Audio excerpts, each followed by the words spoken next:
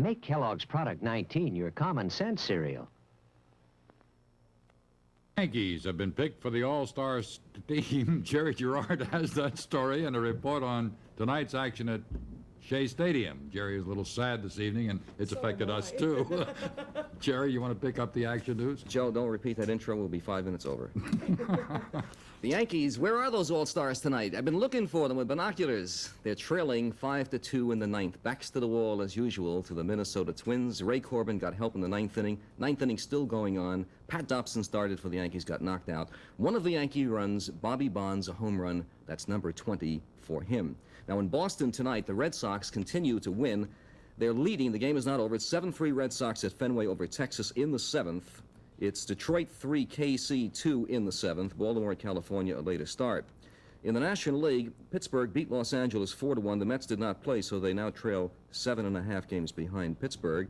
Chicago beat San Diego 3-1. Montreal and Atlanta rained out. Spec Richardson has been fired as GM of the Houston Astros, a very sick franchise. They need help. 3 Yankees, as Joe said, are on the All-Star team, and they all deserve it, really. A late rush of votes for Greg Nettles makes him the third baseman.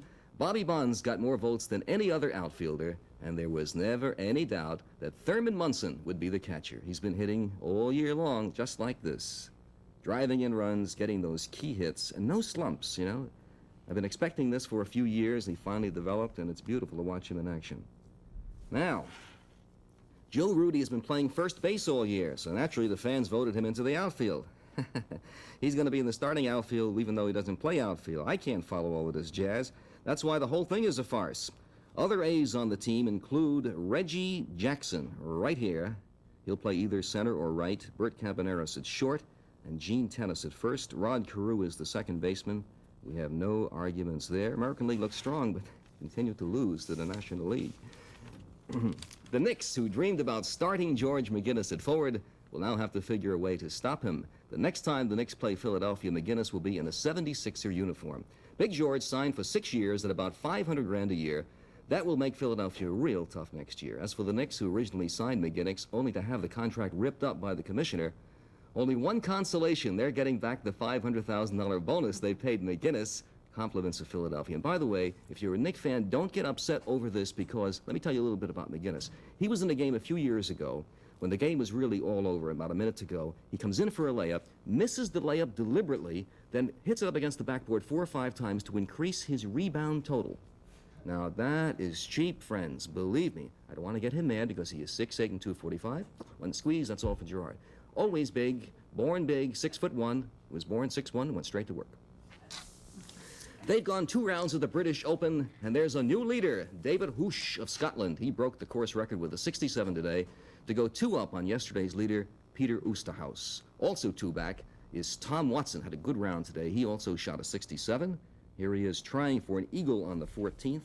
No good, but he gets his birdie as he taps it in. Also tied with him are Cole, Oosthuizen, and Marshall. Jack Nicklaus looking for an eagle here on the 16th. He shot a 71. He is 3 strokes behind. Now Jack on the 16th. We always whisper at golf tournaments, a lot of people sleeping. Jack, want to hit the ball, please? Jack, we have to go to work. Never mind, Jack. Jack? Is this a still frame? It's a slide. No, it isn't. Jack Nicklaus. We got exhausted watching you, Jack. Johnny Miller, Hale Irwin, and Jack Newton are tied with Nicklaus. Oh, boy. At the races at Yonkers tonight, CBA 39.90 for a triple. The exact in the second race was bigger than the triple, DC 67.20. At Belmont, it was B&J in the double, 72.60, and CGA in the triple, 564.20. In the feature, 6 horses for 6 furlongs, and 3 of them are headed for a photo finish.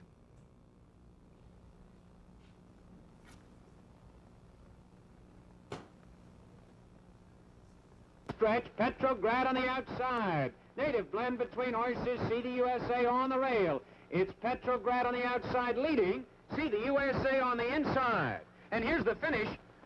Petrograd holds on and wins it by a nose. Petrograd wins and pays $3.60. And that's the story in sports tonight. And we should have the story on the weather in just a moment, but first we pause for these words.